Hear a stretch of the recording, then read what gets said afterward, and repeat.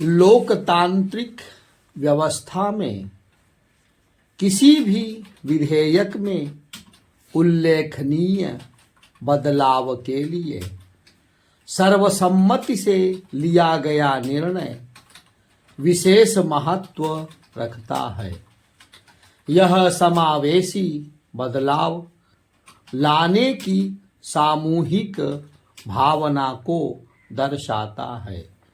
आज जब भू राजनीतिक परिदृश्य अनेक संदर्भों में भारी उथल पुथल का सामना कर रहा है, तब अभी हाल में लोकतंत्र की गौरवमयी जननी भारत के मुकुट में एक और रत्न जुड़ गया है। महिलाओं द्वारा राष्ट्र के विकास में अपनी भागीदारी सुनिश्चित करने के लिए लंबे समय से की जा रही मांग को पूरा करने के लिए मोदी सरकार ने नारी शक्ति वंदन विधेयक को संसद में पारित कराया। केंद्र और राज्य स्तर पर प्रतिनिधि संस्थानों में महिलाओं की उचित भागीदारी निर्धारित करने वाले महिला आरक्षण विधेयक को नारी शक्ति वंदन अधिनियम के रूप में लागू होते हुए देखने के लिए इस देश की महिलाओं ने 27 वर्षों तक लंबा इंतजार किया। नारी शक्ति आधी आबादी का हिस्सा है। उसकी लोकतांत्रिक प्रतिनिधि संस्थानों में हिस्सेदारी न्यूनतम थी और यह स्थिति प्राकृतिक नियमों के विरुद्ध थी। बाध्यकारी सामाजिक मान्यताओं ने निर्णय की प्रक्रिया में महिलाओं की भागीदारी को सीमित कर दिया था तथा समाज द्वारा लिए गए निर्णयों का अनुपालन करने के लिए वह काफी हद तक बाध्य कर दी गई थी। इन चुनौतियों के बीच इस दृष्टिकोण के विरोध में अनेक अपवाद सामने आए।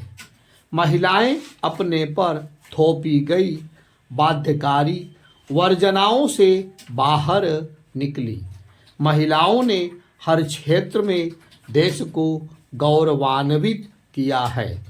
अब मोदी सरकार ने इस नैतिक कर्तव्य को सम्मानपूर्वक प्राथमिकता दी तथा शीर्ष निर्णयकर्ता के रूप में महिलाओं की भूमिका को मान्यता देकर एक ऐतिहासिक गलती को दुरुस्त करने की दृढ़ इच्छा शक्ति दिखाई।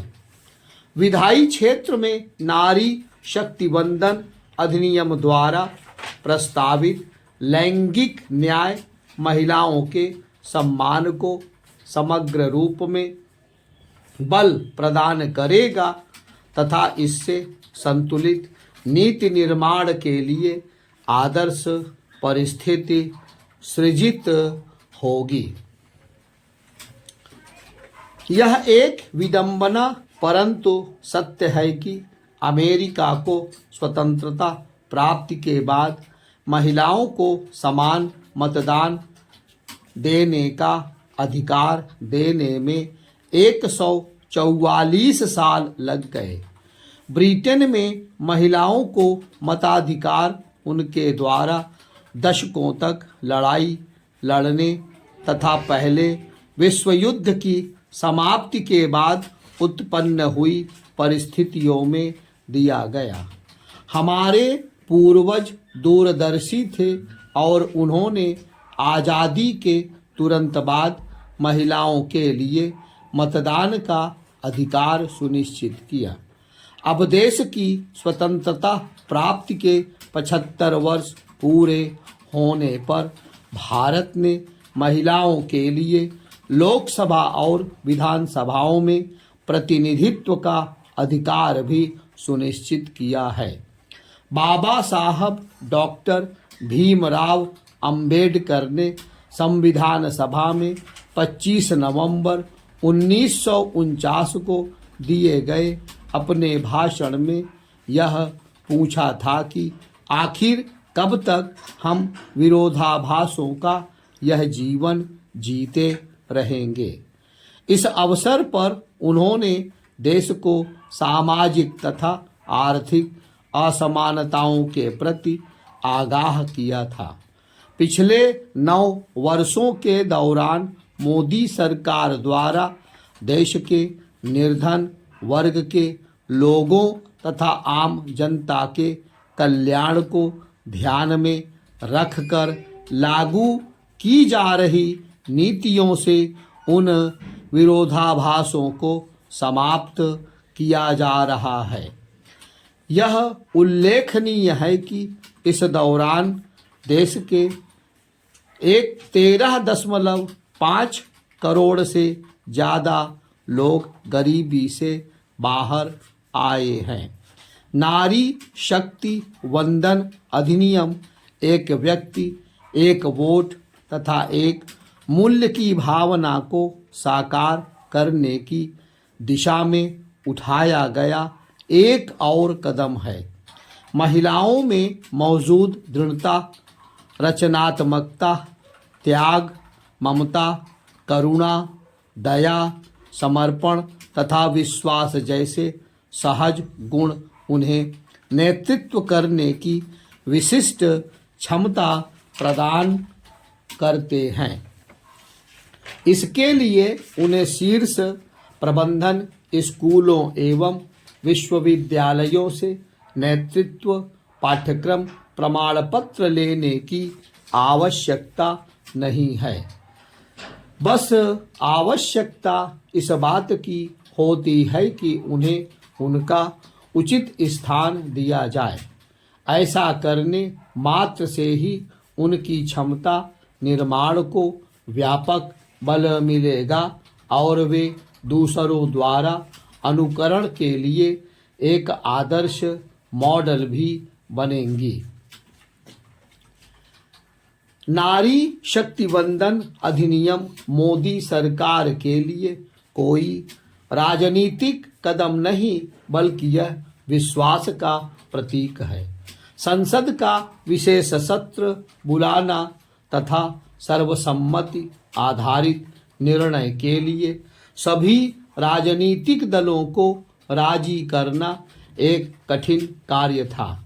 पहले इस नेक काम का विरोध करने वाले कुछ राजनीतिक दलों का इस विधेयक के लिए सहमत होना उनकी इच्छा से नहीं हुआ, बल्कि ऐसा करना उनकी राजनीतिक मजबूरी बन गई थी।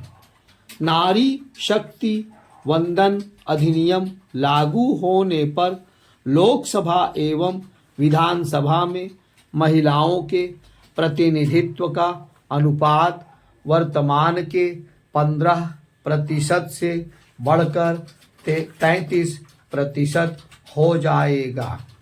इस प्रकार हमारे देश के लोकतांत्रिक संस्थानों में महिलाओं के प्रतिनिधित्व का प्रतिशत वैश्विक औसत 26.7% को पार कर जाएगा तथा दुनिया के कई विकसित राष्ट्रों की तुलना में काफ़ी अधिक होगा। ऐसे उपायों को लागू करने से 21वीं सदी में देश को महिलाओं के नेतृत्व में प्रगति के पथ पर अग्रसर करने के संदर्भ में राष्ट्र के दृष्टिकोण में एक नया बदलाव आएगा।